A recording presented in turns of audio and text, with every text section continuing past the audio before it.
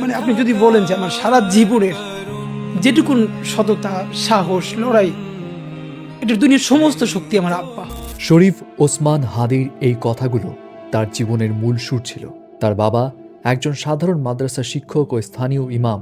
তিনিই ছিলেন হাদির সাহস এবং নৈতিকতার সবচেয়ে বড় উৎস। এই শক্তি নিয়েই ওসমান হাদি হয়ে উঠেছিলেন হাজার হাজার মানুষের অনুপ্রেরণা, এক অন্যরকম শক্তির প্রতীক। কিন্তু তার যে একটা মতাদর্শ ছিল, সেই মতাদর্শ কি সবাই ধারণ করতে পেরেছে? এবং হাদি একজন আলেম পরিবার থেকে কিভাবে হয়ে উঠলেন রাজনীতির এক অনন্য প্রতীক?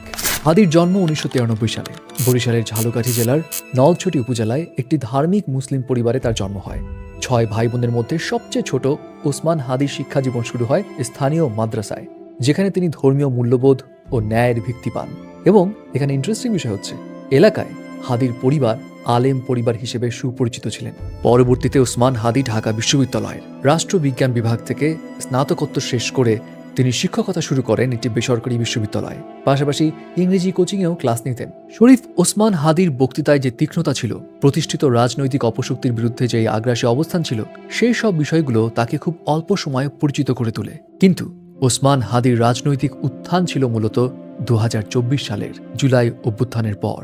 এই অভ্যুত্থানের পর তিনি দ্রুত রাজনীতির মঞ্চে উঠে আসেন। ইনকিলাব মঞ্চ নামে একটি রাজনৈতিক সাংস্কৃতিক প্ল্যাটফর্ম গঠন করে তার মুখপাত্র হন।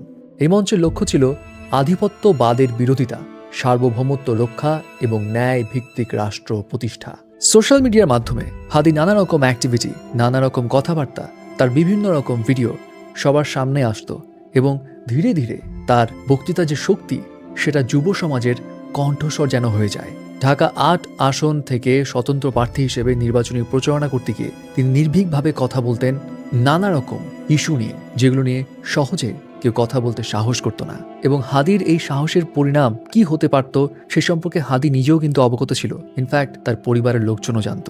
তার পরিবারের লোকজনের মতে বাংলাদেশের স্বচ্ছ মানুষের রাজনীতি কেউ গ্রহণ করে না, এমন কথাবার্তা হাদিকে মাঝে মধ্যে ডিসকারেজ করত। কিন্তু তিনি বলতেন, কারো না কারো তো স্বচ্ছ রাজনীতি শুরু করতে হবে।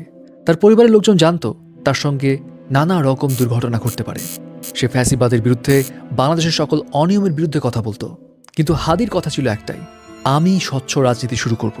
আমি হয়তো থাকবো না, কিন্তু আমার দেখা দেখি হাজার হাজার হাদি জন্ম নিবে। হাদির এমন শক্ত মনোবল একদিকে যেমন অনুসারী তৈরি করেছিল তার হাজার হাজার, অন্যদিকে সমালোচনাও তাকে আকর্ষণ করেছিল। কেউ তাকে দেখতো সাহসী যোদ্ধা হিসেবে, তো কেউ আবার ভাবত তিনি উস্কানিমূলক কথাবার্তা বলছেন। তবে হাদির একটা আদর্শ ছিল খুব স্পষ্ট, মতাদর্শ না মিললে সহিংসতা কখনো নয়, বরং নিজের পথে নতুন অল্টারনেটিভ, বিকল্প পথ গড়ে তোলো। কিন্তু তার এই মতাদর্শ কি তার সমর্থকরা ঠিকঠাক মতো পালন করতে পেরেছে? ওসমান হাদি আর আমাদের মাঝে নেই এবং গোটা বাংলাদেশ যেন শোকাহত। অনেকের কাছে মনে হচ্ছে এক আপন মানুষ হারিয়েছে বাংলাদেশ। চারিদিকে তোলপাড় শুরু হয়েছে, ইনকিলাব মঞ্চ তাকে শহীদ আখ্যা দিয়েছে। তবে এই শোকের মধ্যে কিছু উত্তেজিত জনতা প্রথম আলো, ডেইলি স্টার, ছায়ানটের মতো অর্গানাইজেশন ভাঙচুর করেছে, লুটপাট করেছে, যা সমাজে মিশ্র প্রতিক্রিয়ার সৃষ্টি করেছে।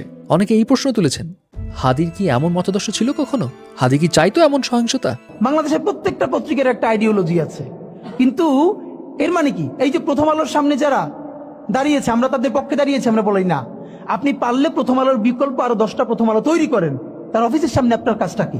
শরীফ ওসমান হাদি আজ আমাদের মাঝে নেই, তবে তার যাত্রা আমাদের কি শেখায়? একজন সাধারণ মানুষও সাহস ও আদর্শ নিয়ে ইতিহাস করতে পারে। তার স্মৃতি আমাদের অনুপ্রাণিত করুক একটি ন্যায়ের বাংলাদেশ গড়তে।